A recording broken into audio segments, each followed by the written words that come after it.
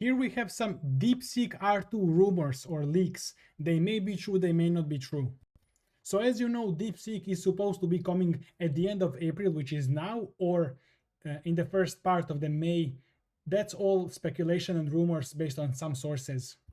First, it has 1.2 trillion parameters, mixture of experts with 78 billion parameters. I'm not sure what hybrid here means, I'm not sure. Maybe that means that it can both think and reason and not think and reason. So it's the same model trained to do both, as opposed to two separate models.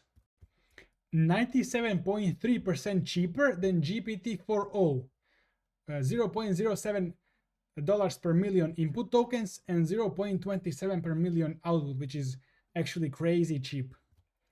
It's maybe even the cheapest, but it's also very big, so being almost the cheapest or cheapest and the biggest at the same time.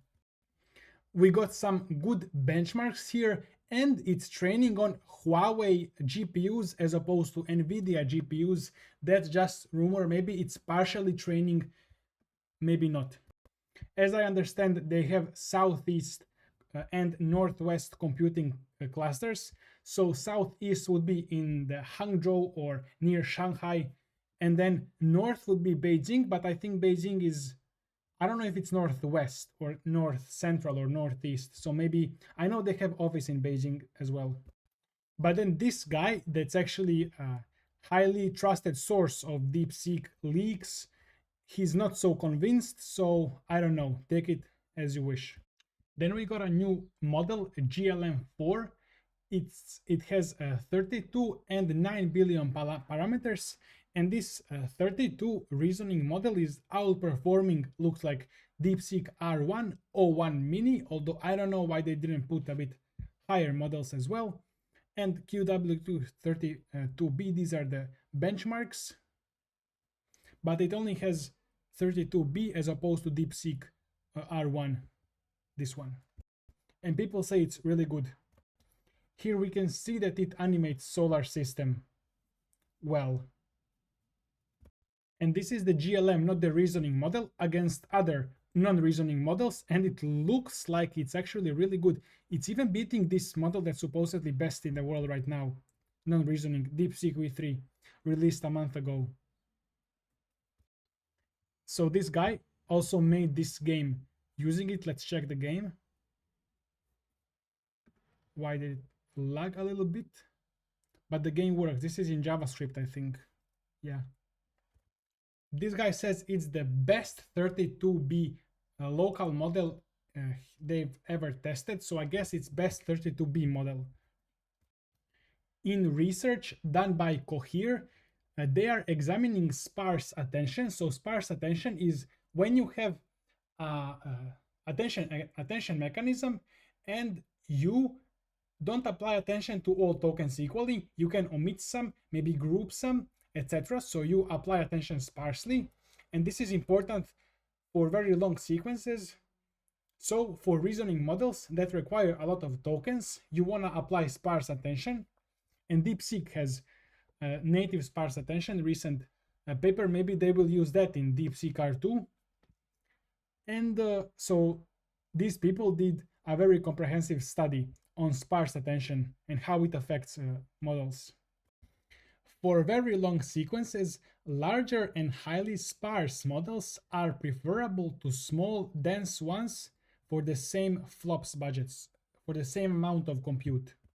So now the strategy shifts to finding how scaling up model size must be combined with what kind of sparse attention to achieve optimal trade-off. They examine different kinds of sparse attention methods, and they say that there is no one best, but there are some better and some worse. And they give some scaling laws for sparse attention. So this is interesting. This is not related to AI, but this guy is the third person to receive a Neuralink implant. Hi, I am Brad Smith. I'm the third person in the world to receive the Neuralink brain implant. I'm also the first person with ALS and the first nonverbal, which means that I rely on it for all communication. I am making this video using the brain-computer interface to control the mouse on my MacBook Pro. This is the first video edited with the Neuralink, and maybe the first edited with a BCI. That's crazy. We also have this interesting space on Hugging Face Spaces. You see what it does? Let me check this guy. Oh yeah, it's image editing. So it replaced his jacket. And this is about removing the cookie. So the heads are a bit messed up, but it's okay. An interesting paper here, native 4-bit activations with Hadamard transformation, whatever, for 1-bit LLMs. So 1-bit LLMs are LLMs where weights are just 1 bit.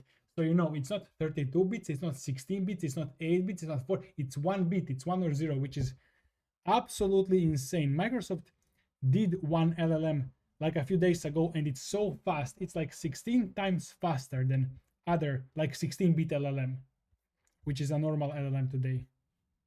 So it's so fast, it just finishes your answer instantly.